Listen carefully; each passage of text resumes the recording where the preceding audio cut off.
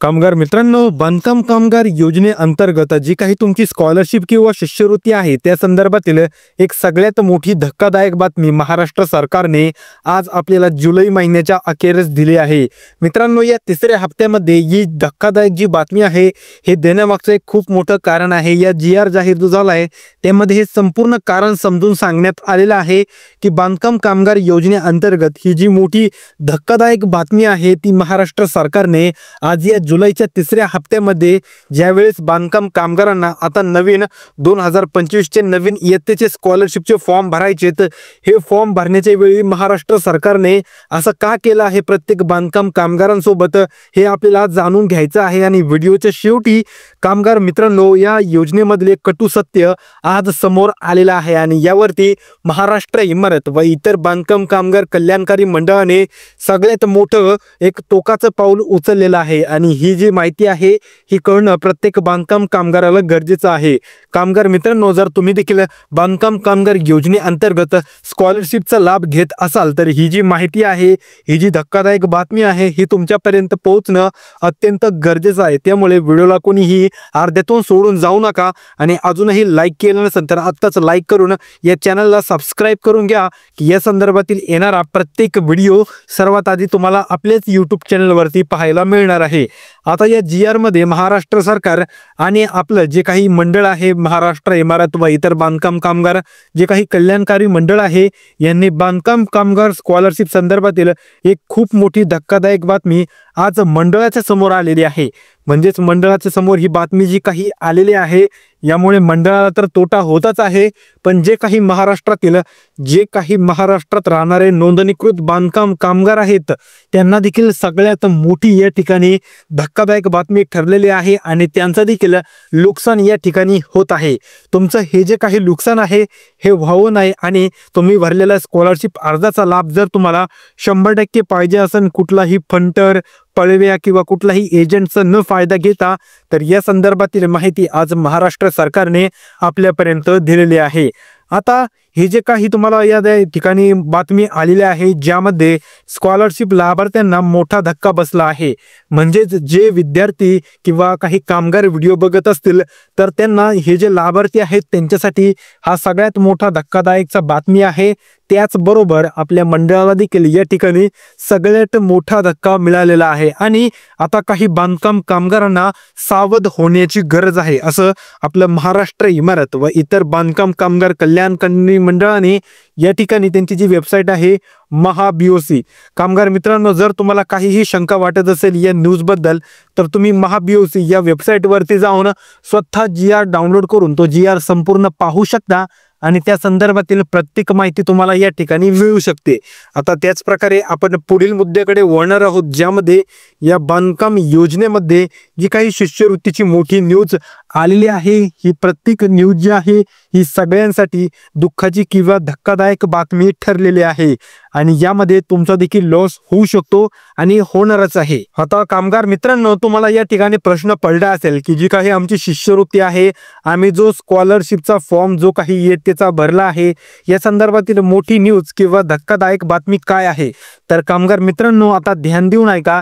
या संदर्भातील जी काही मोठी न्यूज आहे ही काय होत आहे मित्रांनो, 2024 असेल किंवा 2023 असेल या 2 वर्षांमध्ये बांधकाम कामगार योजना ही सगळ्यामध्ये चर्चित झाली आणि त्यामध्येच जी काही शिष्यवृत्ती योजना आहे ही गेल्या 2024 मध्ये सगळ्यात आनंदित आणि चर्चित झालेली ही न्यूज आपल्या महाराष्ट्र इमारत व इतर बांधकाम कामगार कल्याणकारी मंडळामध्ये आली। आता या ठिकाणी तुम्हाला या योजनेअंतर्गत सर्वात आधी पहिली जी योजना आहे यामध्ये तुम्हाला शैक्षणिक योजनेचा लाभ दिला जातो।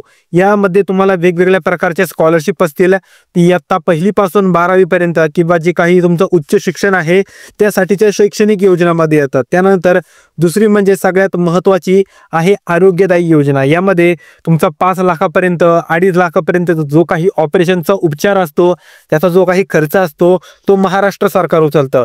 त्याचप्रमाणे तिसरी झाली ती म्हणजे आर्थिक योजना। आता तुम्ही म्हणता आर्थिक योजना म्हणजे काय? आर्थिक योजनेमध्ये तुम्हाला घर बांधण्यासाठी अर्थसहाय्य, घरकुल योजना, अटल बांधकाम कामगार योजनेअंतर्गत घरकुल अशा वेगवेगळ्या प्रकारच्या योजना या आर्थिक योजनेमध्ये आल्या आणि जी काही तुमची चौथी योजना आहे ही झाली तुमची डेव्हलपमेंटची योजना. डेव्हलपमेंट म्हणजे तुम्हाला दुपारचं मील देण्यात आलं, म्हणजेच दुपारचं कामगारांना जेवण.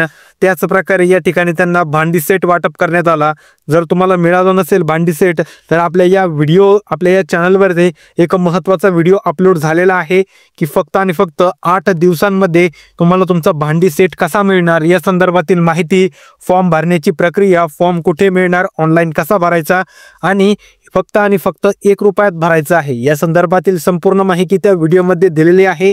तुम्ही तो व्हिडिओ देखील पाहू शकता, आपल्या चॅनलवरती अपलोड झालेला आहे. त्याचप्रमाणे अजून एक तुमची होती पेटी योजना. पेटी योजना तुम्हाला कार्ड काढल्या चालू झाली होती. त्याचप्रमाणे आता नवीन योजना आलेली आहे ती म्हणजे इसेन्शियल किट योजना, म्हणजेच वस्तुपयोगी वस्तू या ठिकाणी तुम्हाला वाटप करण्यात येणार आहे, ज्यामध्ये 10 वेगवेगळ्या प्रकारच्या वस्तू आहेत. काही जिल्ह्यांमध्ये हा वाटप चालू झालेला आहे. त्याचा देखील कसा फॉर्म भरायचा या संदर्भातील व्हिडिओ आपल्या चॅनलवरती आहे. पण खूप जणांना अजूनही त्या व्हिडिओबद्दल प्रश्न आहेत, तर त्यासाठी अजून एक नवीन व्हिडिओ बनवला जाणार आहे, ज्यामध्ये तुम्हाला या इसेन्शियल किट मध्ये फॉर्म कसा भरायचा ती माहिती दिली जाणार आहे. आता शिष्यवृत्तीमध्ये मोठी न्यूज काय आहे कामगार मित्रांनो, 2024 मध्ये तुम्हाला तर माहितीच असेल खूप साऱ्या कामगारांनी या योजनेचा जो काही लाभ आहे तो घेतलेला आहे. पण 2024 मध्ये खूप जणांनी एजंट लावले होते आणि एजंट लोकांनी तुमच्याकडून 30% पैसे घेतले तुम्हाला मिळणाऱ्या लाभामधून. काहींनी 40% घेतले, काही एजंटनी तर 50% देखील घेतले. अशा वेगवेगळ्या प्रकारच्या किमती त्या एजंट लोकांनी घेतल्या. पण आता 2024-25 मध्ये तुम्हाला एक असं पाहायला मिळत असेल की तुमचं जे काही जिल्हा सुधार केंद्र आहे किंवा तुमचं जे काही तालुका सुधार केंद्र आहे, या तालुका सुधार किंवा जिल्हा सुधार केंद्रामधील अधिकारी तुमच्याकडून आता पैसे बळकवण्याचं काम करत आहेत आणि हे 100% होत आहे. कारण मी आजच एक अशी माझ्या व्हिडिओवरती कमेंट वाचले की त्या व्यक्तीने जिल्हा सुधार केंद्रामध्ये आपला फॉर्मची जी काही त्यांनी मागितलेली लाच आहे ती देण्यास मनाई दिली, म्हणजेच विरोध केला. तर त्याला फक्त आणि फक्त त्या सुधार केंद्रामधून, त्या ऑफिसमधून बाहेर पडेपर्यंत तिथल्या अधिकाऱ्यांनी त्याचा फॉर्म रिजेक्ट केला, पुन्हा भरला, त्यावेळेस देखील पुन्हा एकदा रिजेक्ट केला आणि त्याला योजनेचा लाभ अजिबात दिला नाही. तर मित्रांनो, ही जी काही फसवाफसवीची प्रकरणं आहेत ही लवकरच उघडकीस यायला पाहिजे आणि 100% 2025 मध्ये ही जी प्रकरणं आहेत ही 100% उघडकीस येणार आहे. हा व्हिडिओ जास्तीत जास्त शेअर करा की जेणेकरून हा जो व्हिडिओ आहे हा मोठ्या अधिकाऱ्यांपर्यंत किंवा आपल्या सरकारपर्यंत पोहोचेल आणि ज्या कामगारांना खरंच गरज आहे, म्हणजेच तुम्ही स्वतः खरे कामगार असो किंवा नसो, पण जर तुम्हाला या योजनेअंतर्गत लाभ मिळतोय आणि या योजनेपासून तुमच्या विद्यार्थ्यांचं, तुमच्या मुलांचं किंवा तुमच्या परिवाराचा या ठिकाणी फायदा होत असेल तर 100% तुम्हाला मिळायला पाहिजे. पण ज्या लोकांचं उत्पन्न 8 लाखापेक्षा जास्त आहे वार्षिक किंवा त्यांना या योजनेचा गरज देखील नाही तरी देखील त्या योजनेचा लाभ घेत आहेत.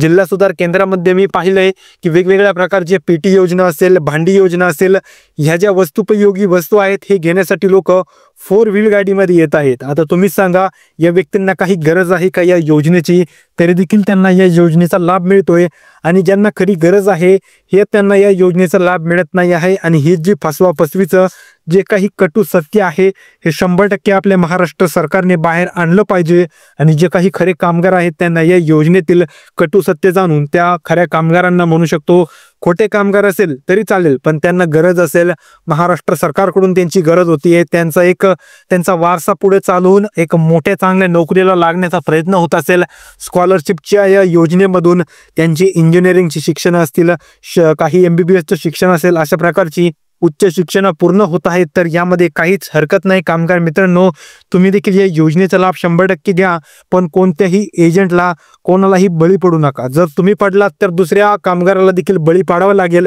आणि अशाने ही जी साखळी आहे ती चालूच राहणार आणि तुम्हाला यामध्ये काहीही फायदा होणार नाही. त्यामुळे कामगार मित्रांनो, हा व्हिडिओ जास्तीत जास्त आपल्या बाकीच्या कामगार मित्रांमध्ये शेअर करा की जेणेकरून त्यांना देखील या संदर्भातील महत्त्वाची माहिती कळेल आणि ते देखील या एजंटला बळी पडणार नाही. तर कामगार मित्रांनो, या व्यतिरिक्त काही प्रश्न असतील तर तुम्ही मला ते कमेंट बॉक्समध्ये विचारू शकता.